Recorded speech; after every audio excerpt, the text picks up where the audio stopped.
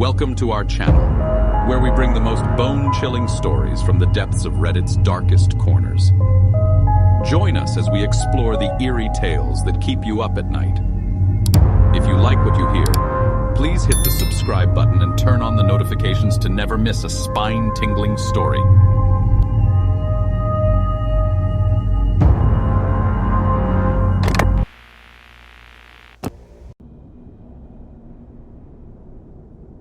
Before today, I had been a basket case, crying myself to sleep every night since March 15th. I couldn't eat, I couldn't sleep without night terrors. In just one night, I lost everything, including my sanity. But today was different. Today, I was finally given need-to-know information on exactly what it was that I found on Vinwood Road. The short version, I found Vince. So imagine, if you will, a bloated corpse of what we can only assume was once a white-tailed deer lying on the road in front of your car or truck or whatever you drive. It was very late, and I was trying to get home before a bad ice storm hit. The weather forecast had made a point that all who were still at their jobs should consider camping on the lobby couch. I wasn't going to do that because I couldn't just leave my dog home alone during an ice storm. I couldn't turn back now. I had to get out of my nice warm car and get this thing off the road. It was a pretty large animal and I couldn't get past it. As soon as I stepped out, the smell of it hit me. The thing was so bloated and rotten that within 30 feet, the odor was unbearable. I definitely wasn't going to run over it with my car. No amount of wash and wax would have gotten that smell out. My knockoff Nikes offered no resistance to the elements. My feet were already wet and cold. Still, I was careful not to slip and bust my ass on the portion of the road that had already iced over, although I ended up doing just that. When I got home and stepped on my front porch, my feet shot out from under me and I damn near cracked my skull in half. But I'm getting ahead of myself. I guess that little detail would give you a good reason to assume that my experience could have been the result of a head injury. Unfortunately, Vince was very real to me. And I understand that you have absolutely no reason to believe a word that I say here, so I won't ask you to believe my story. I just ask that you at least hear me out, because even now as I write from this disgusting motel, I still cannot make sense of it.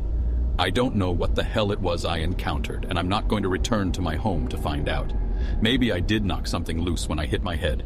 Maybe my ex-wife was right, and I really was going insane out there all alone in bumfuck Vinwood.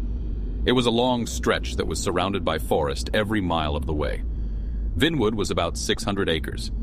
A few dozen people lived out there. I was one of them. We had a decent-sized park, and there were a few underpaid rangers who acted as game warders and garbage men. So I had to get out of my car and haul a dead animal off the road before I could pass.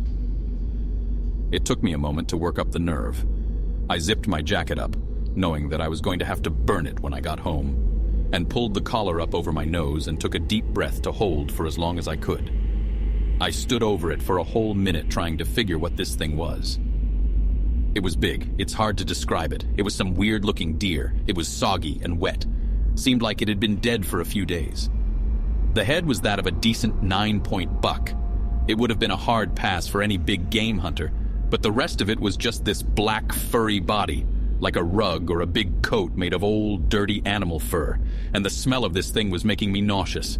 I tugged at it, and it felt like it was at least 200 pounds. It took all of my strength just to budge it.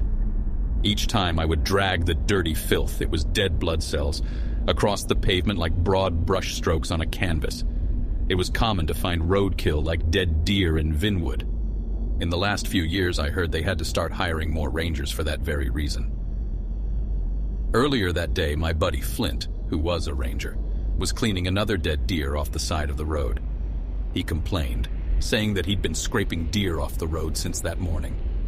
He showed me the back of his truck, and there were 4 dead deer, including the one he had just picked up that had marks in their necks. I don't know how common it is where you live to find dead deer one after the other just laying in the road, but neither of us had ever seen or heard of anything like that before. He told me that it was probably just a bad outbreak of blue tongue. That's a parasitic disease that rots a deer's brains right out of its skull.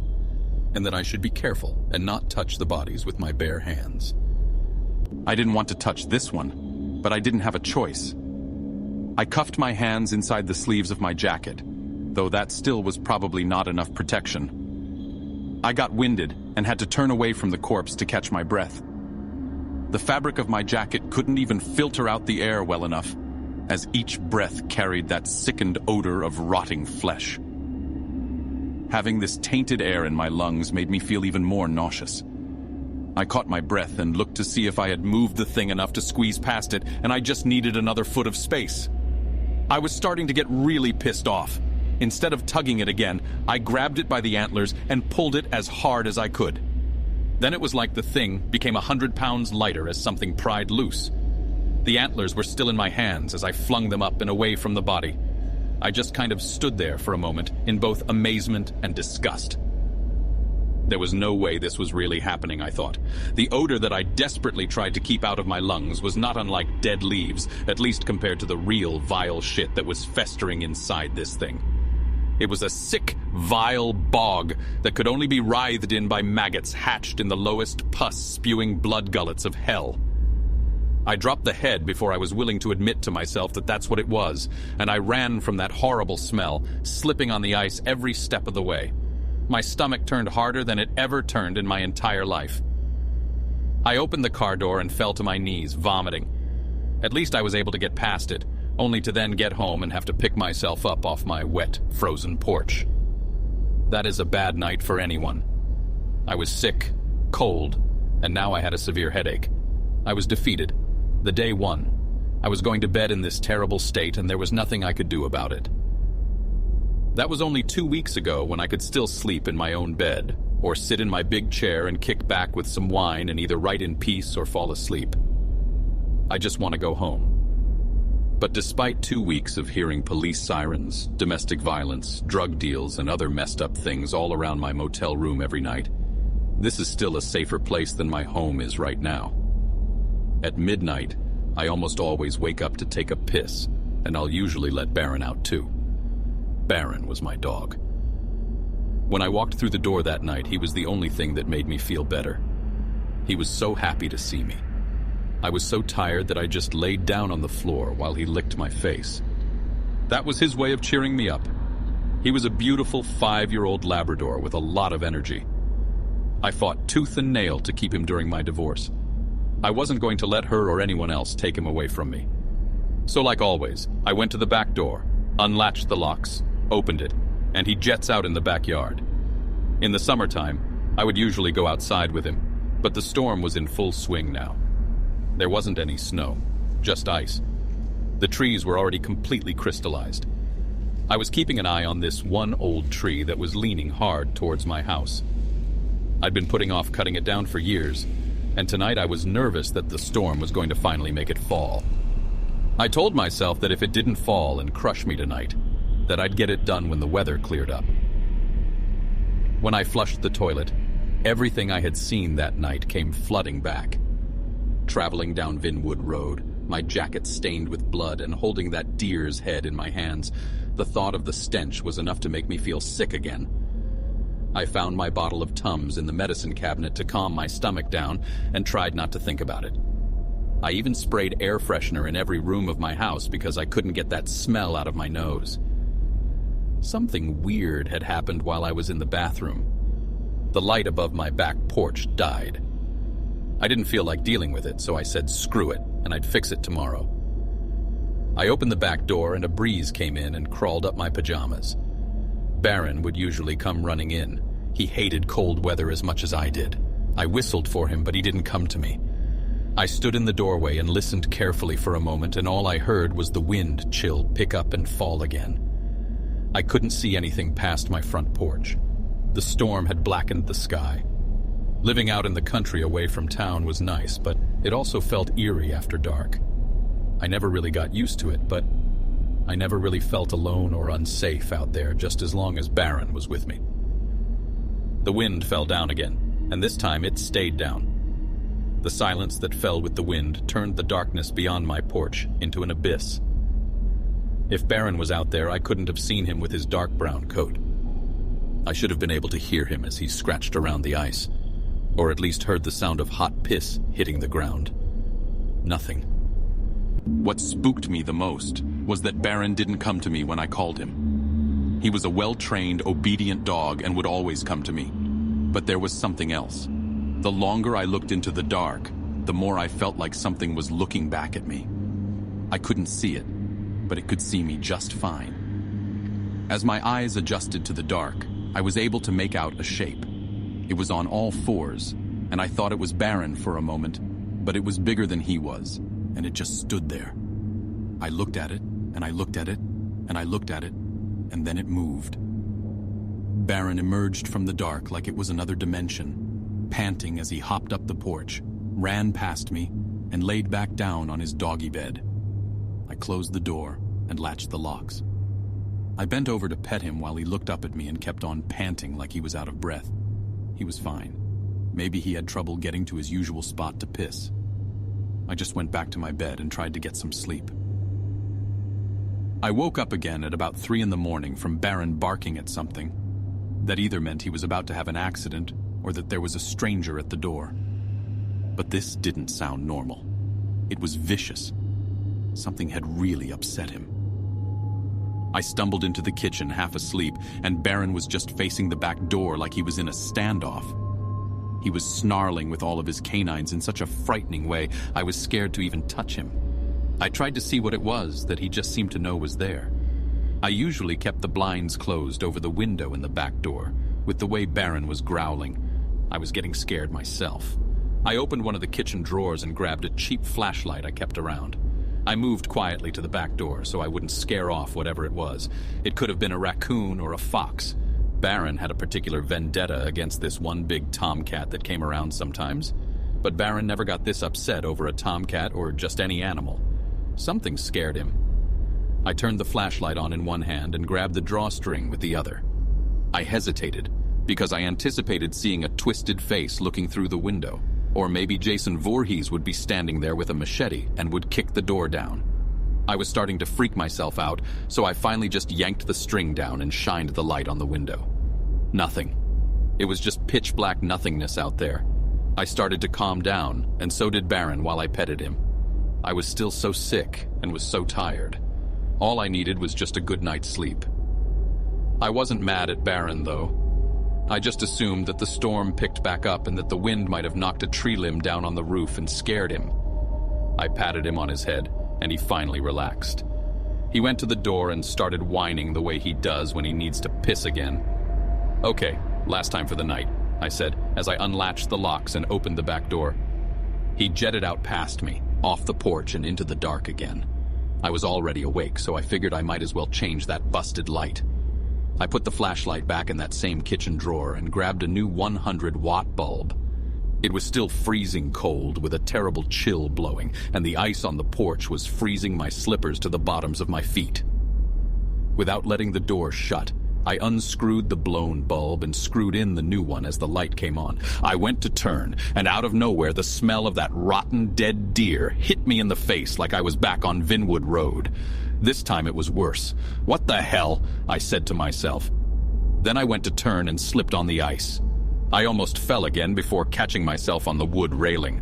Then, a blistering cold wind picked up and came through so hard that it pulled the door closed hard enough to slam it shut.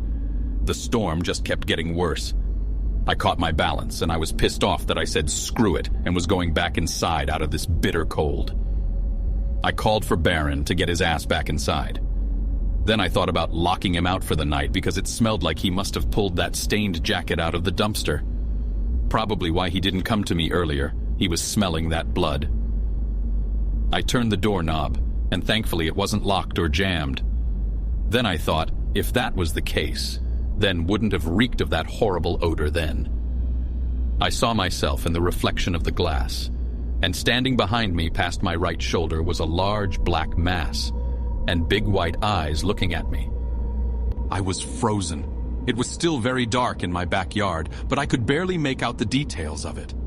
Those eyes gave it away, like it had finally got curious enough to get a closer look at me.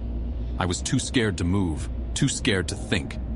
Seconds went by like minutes, as everything I thought I knew about time ceased to make any sense at all. It was just standing there, more still than I was. What the hell was it? And what was it doing? It was deathly quiet. I couldn't hear it breathing or anything like that. It was big and tall, Definitely taller than I was. I could make out what looked like tree branches coming out of its head. Then I realized they were antlers. This could not have been the same thing I pulled off the road, I thought. And those eyes stared at me wide and bright, unblinking, unflinching, focused. It might not have realized that I saw it in the glass and was just being still so it could follow me inside. Or maybe it did know, and it was just waiting for me to make a move. Either way, it was plain dumb luck that strong wind came through and pulled the door shut. That was the only reason I am alive right now. I had my hand on the doorknob and was getting ready to swing it open, get inside and slam it shut in the thing's face. I counted to myself, 1, 2, and then I heard a whining from just behind me. I took my eyes off of it for a second, and I saw Baron crawling up the steps. His jaw was broken. And then I looked back at the window, and it was upon me. I smashed my shoulder into the door, and it flung open as I lurched myself through it and somehow got it back shut, and the locks latched with a precision that I didn't know I was capable of. I grabbed the biggest kitchen knife I owned, before looking out the window again. Baron was looking at me through the window, looking to me for help. It seemed like he didn't know where he was, like he was concussed. My heart ripped in half seeing him like that. He started the doorknob to go back out there and get him, and then he was pulled off of the porch steps as he clawed into the wood in vain. "What the hell?" I said to no one as I turned away. There was no way that thing was just a glint in the glass or some hallucination from hitting my head. Hallucinations don't smell like that, and they definitely don't do that to dogs. It took Baron right in front of my eyes, and it was going to take me too. The backyard was only slightly more illuminated from the back porch light. I backed away from the door, keeping my eyes on the window. Then the porch light went out again. At the same time, I heard the bulb break. It knew that I couldn't see it as long as it was dark. I was clinching the handle of the knife, just waiting for it to break through the door. Then, if my luck wasn't already bad enough, everything went in my house as all the lights and electricity suddenly shut off. The storm must have knocked it out. Or maybe somehow it did it, I don't know for sure. I did my best to not panic while I felt my way around in the dark until I found the drawer with the flashlights. The light came on in my hand, and I turned to go down the hall and into my bedroom. I grabbed my emergency bag that had a change of clothes and some other things. I got dressed and grabbed the car keys, and I slipped the kitchen knife under my belt. I cracked the front door and peeked out, looking for those eyes somewhere in the dark. The coast seemed clear, and I ran through the ice storm that was now in full swing. I got to my car and cranked it on, but I couldn't bring myself to leave yet. I had to at least try to call for Baron. I rolled the car window down and called for him. The whole time I was ready to floor it if that thing came running from around the house instead. I was terrified, but I didn't want to leave my best friend here alone with that thing. I was just about to give up. I thought about just coming back with the cops and that would be the best thing to do. Then I heard Baron yelping like he was in pain. I couldn't do it. I wasn't leaving him here to die. I got out of the car and ran as fast as I could back to the house, yelling at the top of my lungs for him to run away from it. His yelps turned into screams of pure agony. I screamed as hard as I could at whatever that goddamn thing was. "Leave my dog alone, you son of a bitch!" The whole time, the wind was blowing hard, and I was also hearing loud, cracking sounds. I got back inside the front door and closed it behind me. I shined my light and saw something new. The back door was open. It looked like it had been kicked open. I pulled the knife from my belt and held it up, ready to stab anything that came near. I smelled that familiar stink. That thing definitely came inside my house, and I could see the other side of the back door was dirty from where it broke in. I quietly stepped through my living room, heading to the kitchen, whispering for Baron the whole time.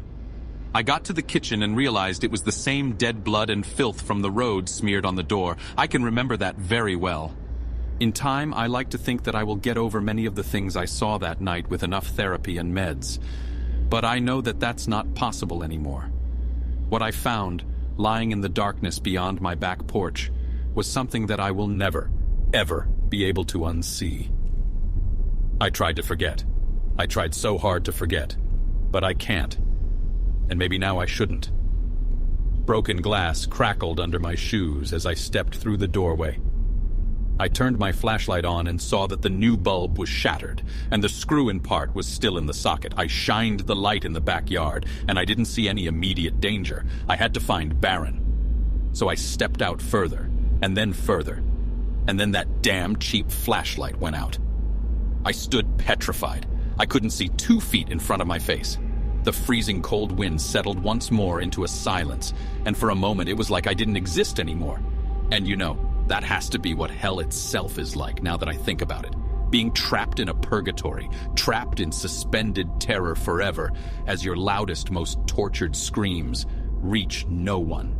I held the knife high over my head the whole time, stumbling through the dark. Despite no signal, I realized the light of my phone would still work. I pulled it from my pocket, and as I turned the LED light on, the ice storm picked up fast and brought with it the hardest and most freezing cold wind yet. It was so strong it nearly blew me away as I fell to the ground. I heard something snap really loud and looked all around me with the phone light ready to stab at anything. And then, right in front of me was that old tree toppling over onto my house. It crashed right through my bedroom. Ice came raining down all over me as I covered my eyes, and all I could hear was the wind screaming through the woods all around me. It was deafening. I felt I was going insane. I had to get out of there. I crawled on all fours until I found the steps going up the porch. But then, next to it, was something that I failed to see before, lying on the icy, wet ground. It was Baron. I cannot describe here exactly what was done to him, because 1, I doubt that there is any non-dark web blog or forum that would allow it. And 2, you really, really don't want to know. I don't remember much after that. I was told that when they found me, I was parked somewhere out on the side of Vinwood Road unconscious, clutching a kitchen knife and covered in mud and something else. I spent maybe a day in the hospital. I was told that my house had suffered serious damage from the storm. I told them what happened, but they insisted that I had suffered a head injury from the tree falling into my bedroom and that I was so out of it that I tried to drive myself to the hospital but didn't make it before passing out. And despite telling them where to look, they couldn't find Baron's body. I was released from the hospital and I had my sister drive me to a motel. She wanted me to come stay with her, but I insisted that I just wanted to be alone right now. That was 2 weeks ago. Yesterday, I talked to Flint on the phone and asked him if he would go to my house and take another look around and see if he could find Baron's body. I didn't hear from him until this morning, when he showed up to my motel room. He told me he didn't find Baron or anything else. He gave me his condolences and was about to leave. I asked him if this had anything to do with those deer. He stopped and took a long breath. Then he said that he wasn't allowed to show me this, but I deserved to know. He pulled his phone out and showed me pictures of what looked to be dead deer. He said that his higher-ups told his station to try to keep things quiet. He said that none of the dead deer they had found died of blue tongue. They had all been killed by strangulation or blunt trauma to the head. In the pictures, most of the deer looked like the ones I saw in the back of his truck that just had marks around their necks. But then a few of them looked like they had been partially devoured at the throat. And then one of them had been decapitated.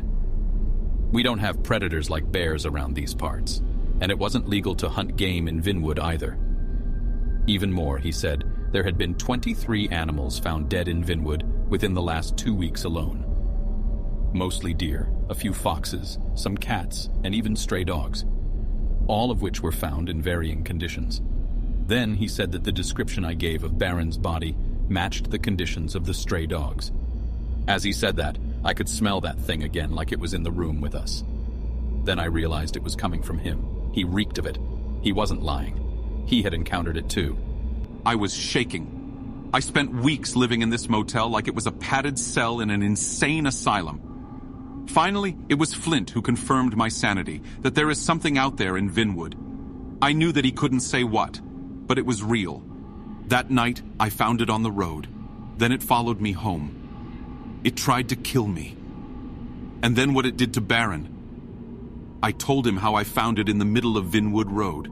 I told him everything. He looked at me with a befuddled expression, and he said that he couldn't believe that I was alive. I thought it was dead. I pulled its rotten head off.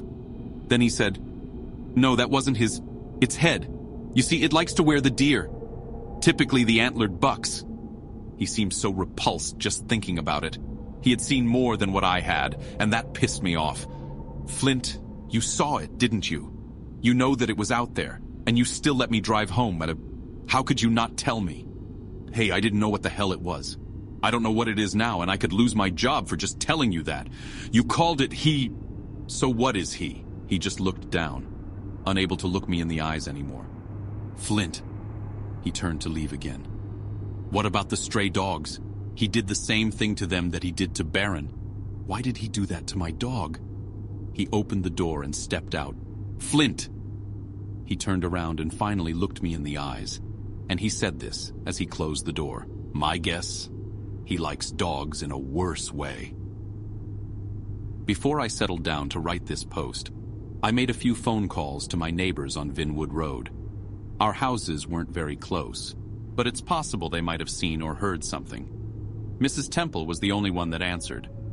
She was very old and lived alone. Sometimes I'd take her some food whenever I had leftovers. Despite her age, she was still pretty coherent and friendly. I asked her if she had seen or heard anything weird around her house within the last few weeks, and she said this. Oh well, now that you mention it, there's been this real tall fella coming around here sometimes. Yeah, he gets in my trash, and I have to get my son out here to clean up. And then, sometimes the fella would get to looking through my window. Last time I think I'd seen him, the last time was about a couple of weeks ago. He was carrying something, like a dog or something. Didn't you have a dog, Brandon? Well, hell, anyway. I would come out here on the porch with Harold's old Remington, and I'd tell him to get on away from here, and usually he'd go away. But then, sometimes he wouldn't go away. He'd just take to staring at me. He's got some big old eyes. Yeah, but I was talking to Tammy. Talked to her yesterday morning, telling her about it, and she got to talking, saying, Yee, that's just old Vince, just stay inside, and he'll eventually wander off. He ain't harm. Vince? Yeah, that's what she took to calling him. You know Tammy, who lives with her husband up on the ridge. Yeah, she'd been seeing him too. Longer than I'd been. Heard her refer to him as Vince a few times. Ain't too sure as to what that infers, and I ain't too sure that I want to know more about it than that. I'm glad that I called Mrs. Temple. I also got her son's number and texted him that he might want to get his mother out of Vinwood for a while. Tomorrow I think I'll pay a visit to Tammy Arnold's. I didn't know her very well, but she had apparently seen enough of Vince to give it a name. Okay, so if the Rangers won't do anything about Vince, then I will. For Baron, if anyone reads this. Thank you for listening. I will give an update as soon as I can.